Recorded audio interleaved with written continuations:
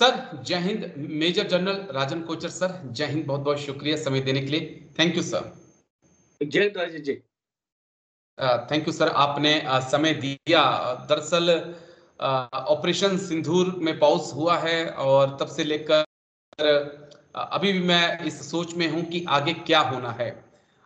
भारत की तैयारियां देखता हूं या सरहद के उस पार की तैयारियां देखता हूं तो कई बार मुझे ऐसे लगता है कि दोनों देश एक बड़ी जंग की तरफ बढ़ रहे हैं। लेकिन उसके बाद फिर अपने नेताओं की बयानबाजी सुनता हूं तो ऐसा लगता है कि नहीं, सब कुछ ठीक हो जाएगा। तो इसी कशमकश में था सर, तो मुझे लगा कि मैं आपके साथ एक बातचीत करूं और एक क्लियर पिक्चर अपने व्यूअर्स के सामने, देश के नागरिकों के सामने रखूं कि आगे क्या होने वाला है। ये समझना बहुत जरूरी है सर। तो किस प्रकार से आप आंक रहे हैं कि जिस प्रकार से पाकिस्तान के चाहे वो विदेश मंत्री हों, वो चाइना में गए हुए हैं, हमारे डेलीगेशन दुनिया भर में गए हुए हैं, लेकिन आगे भारत पाकिस्तान, क्या ये 4 दिन की वॉर खत्म हो चुकी है या एक बड़ी जंग की तरफ बढ़ रहे हैं और ये जो शांति है ये एक तूफान से आने से पहले की शांति है सर? राजेश जी, हम जानते हैं कि चाइना का भरोसा नहीं किया जा सकता है और पाकिस्तान का भी नहीं किया जा सकता, और इसीलिए हमको अपने गार्ड जो है ना वो हमेशा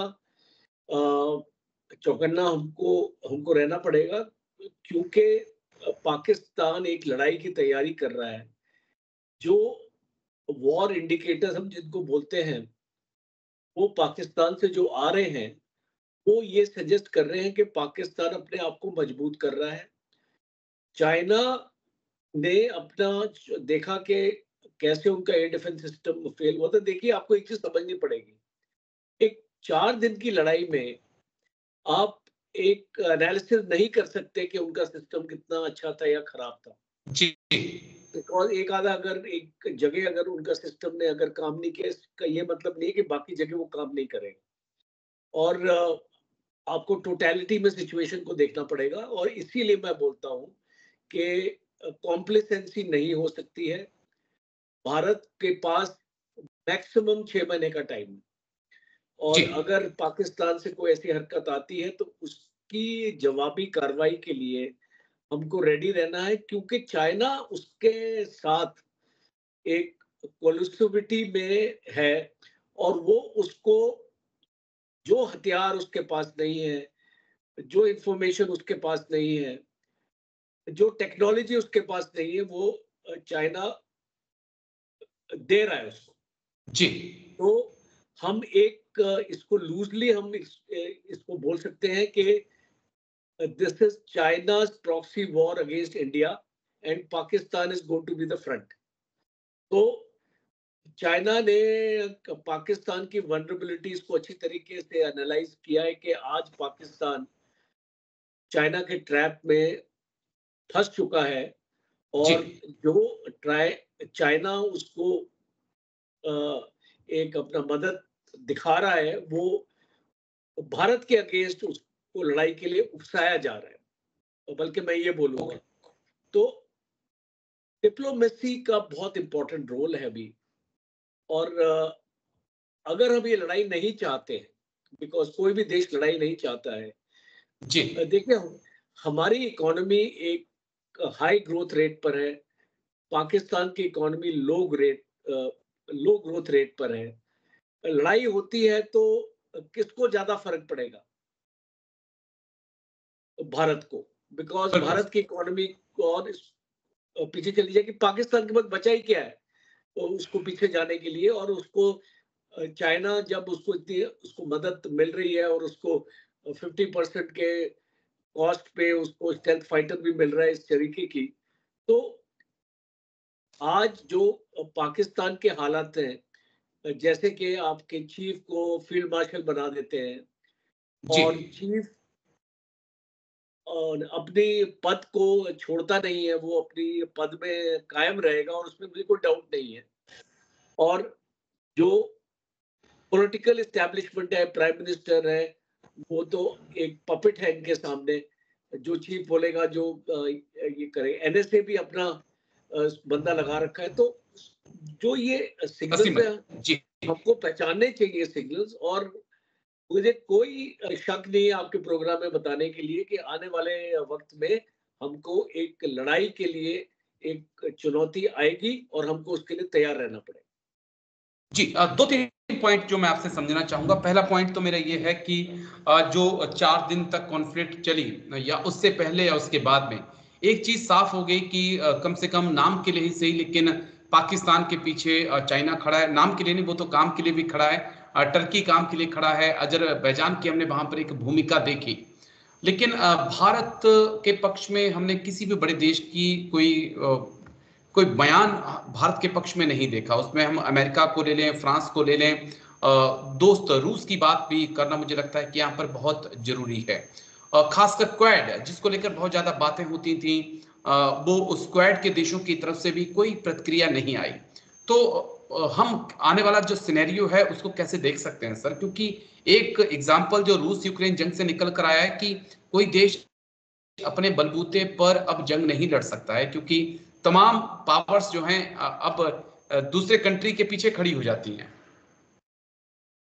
देखिए, आपने बहुत एक सही बात बताई, क्योंकि यूक्रेन की लड़ाई में भी यूक्रेन रशिया का मुकाबला नहीं कर सकता था अगर उसको अमेरिका का साथ ना होता।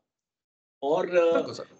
और अगर हम एक पाकिस्तान के साथ जंग लड़ रहे हैं तो हम पाकिस्तान और चाइना के साथ लड़ रहे हैं, हमको ये मानना चाहिए। चाहे बेशक लाइन ऑफ एक्चुअल कंट्रोल में जंग ना हो, बट अगर हमारे वेस्टर्न फ्रंट पे हो रही है तो वो चाइना की ताकत है और पाकिस्तान एक फ्रंट है, और उसको जो चाइना की ताकत को नजर अंजाम कर रहा है।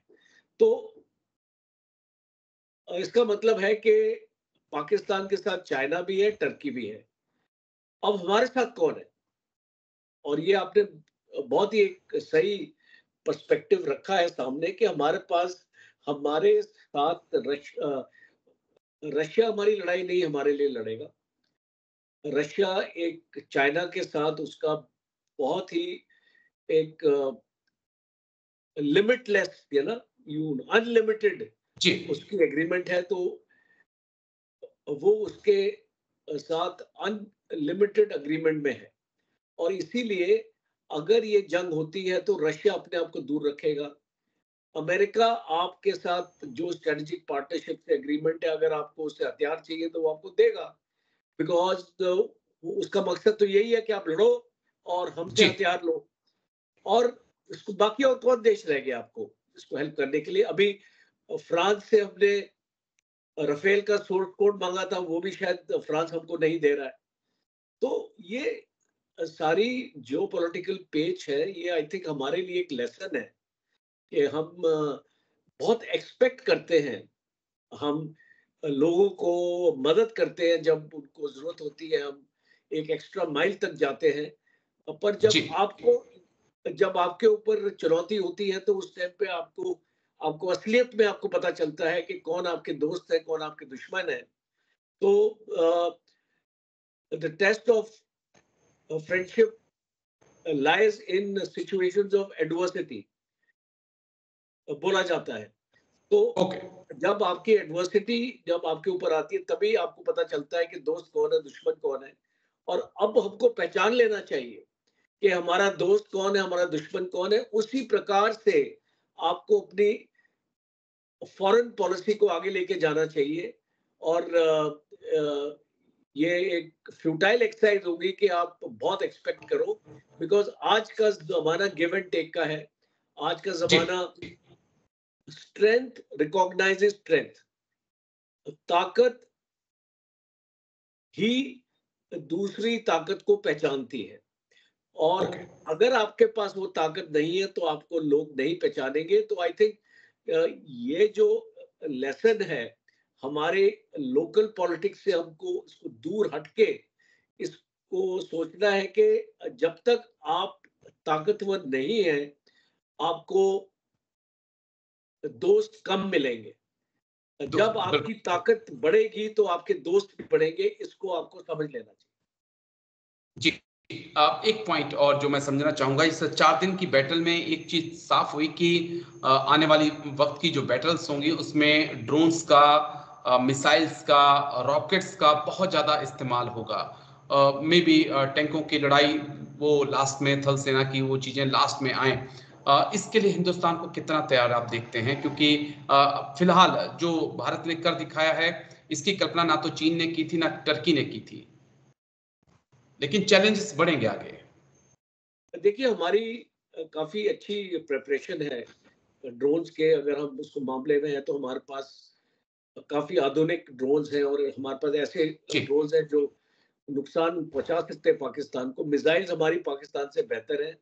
तो अभी बस यही है कि जो भी है हमारे पास, हमको उसकी तादाद बढ़ानी है। अगर हमारे पास 50,000 ड्रोन है, अगर मैं इसका एग्जांपल देता हूँ, अगर हमारे पास 50 है तो हमको 1 लाख होने चाहिए। अगर हमारे पास 30,000 40,000 मिसाइल्स हैं तो हमको इसका डबल होना चाहिए। बिकॉज आने वाले वक्त में आप देखेंगे हमारी ये चुनौती बढ़ती जाएंगी, और इसीलिए गवर्नमेंट ने 50,000 करोड़ आई थिंक अभी एक सैंक्शन किया है इमरजेंसी प्रोक्योरमेंट के लिए। और उसका मकसद यही है, क्योंकि गवर्नमेंट भी समझती है एक चुनौती का वक्त है, और अगर बजट नहीं देंगे, अगर पैसा नहीं देंगे फौज को, तो फौज कहां से अपने आप को मजबूत करेगी। तो मुझे लगता है कि आने वाले वक्त में हम इसके लिए अपनी तैयारी कर पाएंगे।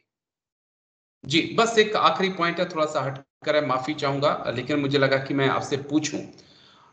मैंने 1 या 2 वीडियो पोस्ट किए थे यूट्यूब पर, उन लोग काफी लोगों ने उन्हें पसंद किया, बहुत सारे कमेंट्स भी आए, जिसमें हमने देखा कि फौजी जिन्हें इमरजेंसी ड्यूटी पे बुलाया गया, उनके पास रिजर्वेशन कराने का वक्त नहीं था, वो बाथरूम के बगल में सोकर जा रहे थे, और वहां पर भी टीटी ने किसी से 3,000 किसी से 2,000 रुपए लिए।